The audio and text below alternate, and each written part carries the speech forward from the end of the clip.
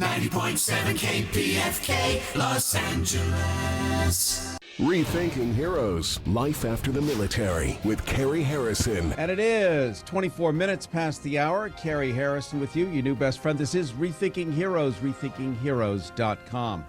Well, this is from the Wall Street Journal. The U.S. Energy Department has concluded that the COVID pandemic most likely arose from a laboratory leak, according to a classified intelligence report recently provided to the White House and key members of Congress. Well, with us, we have attorney Dr. Francis Boyle, who wrote the congressional legislation to end gain-of-function research. In other words, weaponizing and supercharging viruses. He's the author of the 1989 Biological Weapons Anti-Terrorism Act and sounded the alarm several years ago, repeatedly, concluding that COVID was fully funded as a bioweapon, likely escaped from the Wuhan, China lab. All this comes on the tail of new WHO, World Health Organization treaties and amendments, suggesting that the World Health Organization would be looking to override U.S. law in cases like the pandemic. I want to welcome you, Dr. Francis Boyle, to Rethinking Heroes. Well, Cary, thank you very much for having me on, and my best to your viewing audience. And I did want to clarify that my Biological Weapons Anti-Terrorism Act of 1989 was passed unanimously by both houses of the United States Congress, signed into law by President George Bush Sr., and with the approval of the United States Department of Justice. Let's jump on that for just a quick understanding of what that actually is. We've got people listening as a podcast that might be 23 years old, and they maybe haven't heard of this, or maybe they don't really understand what it is. This was a big deal, a history-changing moment that you put forth. Well, Cary, it was inspired by the fact that the Reagan administration and its neoconservatives operatives decided to get into the abuse of DNA genetic engineering for the purpose of research, development, testing, stockpiling, and someday using biological warfare weapons. So I wanted to stop that with my legislation that provided for life imprisonment for anyone who got involved in it. Let's talk a little bit about what the Wall Street Journal is saying. This is now on national network news. It's on USA Today. It's on Cheddar and Yahoo. It's ubiquitous. This idea that what you were saying a couple of years ago is, in fact, looks like it is the case, that the Chinese Wuhan BSL-4 lab, or biosafety level 4, which is where you wear basically a NASA suit to go into these places, very dangerous, is China's Fort Detrick. We have the real Fort Detrick here. What is Fort Detrick? Fort Detrick is the center for the offensive U.S. biological warfare weapons program in violation of my act. They research, develop, test every type of hideous Nazi biological warfare weapon that humankind can possibly imagine. And in addition, Fort Detrick has leaked, just like the Wuhan BSL-4 has leaked. I should also point out, Cary, that in addition to the Department of Energy now, the head of the FBI, Wray, has publicly come out and agreed that this 19 leaked out of the Wuhan BSL-4. And according to Wray, the FBI knew about it for quite some time. What can I say? Thank you so much. We're talking right now to attorney Dr. Francis Boyle, who's also professor at the University of Illinois in Champaign-Urbana, professor of international law. He's the guy who wrote the congressional legislation to end gain-of-function research, among many other things, as you heard, unanimously ratified by Congress so that the United States would not be producing and distributing bioweapons. Turns out that COVID looks like it is a bioweapon. And gain-of-function research, this is something that has happened, we think, now here on U.S. soil. Take COVID that was funded, I guess, by Fauci originally, going back into the teens of the 20s. Can you give us a little background on that? Yes. Fauci was appointed by Reagan administration, along with the other neocons, to run this entire program out of the National Institute for Allergies and Infectious Diseases, which is part of the Institutes of Health.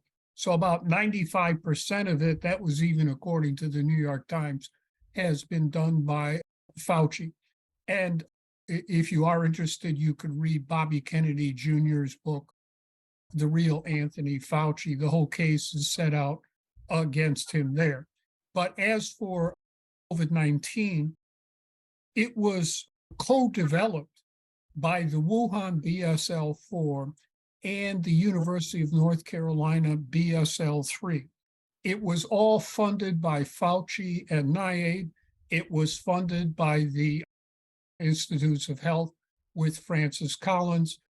Our own Fort Detrick was involved there. The FDA was involved. By the way, the FDA, who helped develop COVID-19, these are the same people who are now approving these existentially dangerous vaccines that have been enforced upon the American people with these mandates by the Biden administration. There's an interesting overlap that goes back to Gulf War syndrome, something that we've all known about for decades now, and people are still suffering from it. Many of our veterans were forced to take this, that, the other, whether it was injectable or they were sprayed with different chemicals. And a lot of this happens to the civilian population as well, such as Dr. Francis Boyle is pointing out right now. We're about to learn about the mRNA vaccines, these vaccines that are these new miracle vaccines that many of us are being compelled to use. They turn out to be a Pentagon project through DARPA. Is that correct? That's exactly correct. And here, let me back up, though, on the Gulf War. I was involved in that right from the very get-go. In February of 1991, I came to the defense of Captain Dr. Yolanda Hewitt Vaughn, who was court-martialed in part for desertion for refusing to give experimental medical vaccines for the biological warfare agents anthrax and botulinum in violation of the Nuremberg Code on Medical Experimentation. And I participated in all phases of her defense. Despite our best efforts, after a kangaroo court proceeding, she got 33 months in Leavenworth, and I got her out after 8 months. To make a long story short, Cary, of the 500,000 U.S. troops inoculated with these, I call them Frankenshots, 11,000 were killed and 100,000 were disabled. That's 20%. And those figures are lowball because the Pentagon still lies about this because they knew they inflicted a Nuremberg crime on our own troops. And those were healthy young men and women in our U.S. Armed Forces at the time. I'm still hearing from Gulf War veterans today about how to get proper treatment because the Veterans Administration and the doctors there have been ordered to lie to them and say it's all in your head or something like that. In any event, those figures for the Gulf War are a floor and not a ceiling for this new round of mRNA Frankenshots, which are far more dangerous than what produced the Gulf War sickness. All the data are now indicating that coming in from the VAERS report here in the United States and also the European Health Agency. We are facing a human rights catastrophe that is going to be far worse than the Gulf War sickness that was inflicted on our veterans. Yes.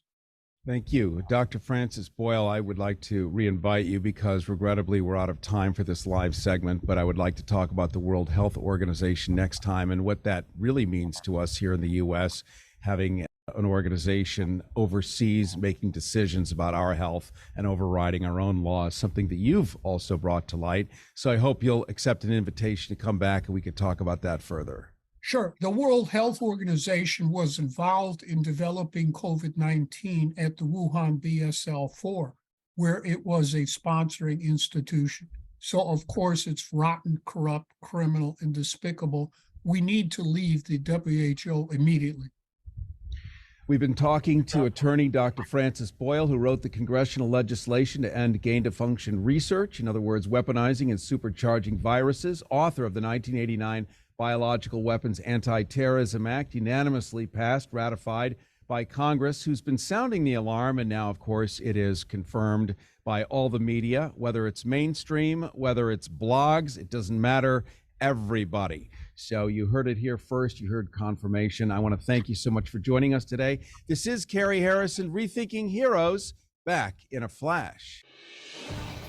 Rethinking Heroes with Cary Harrison. Life after the military. RethinkingHeroes.com.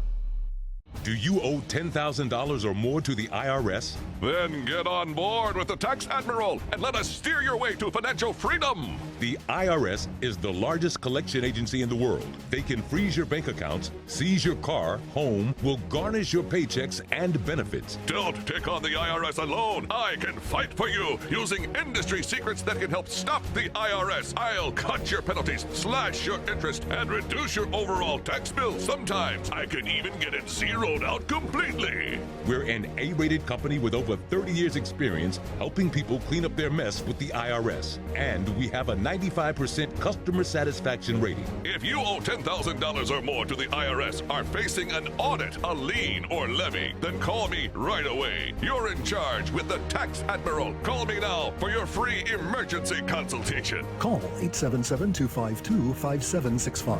That's 877-252-5765.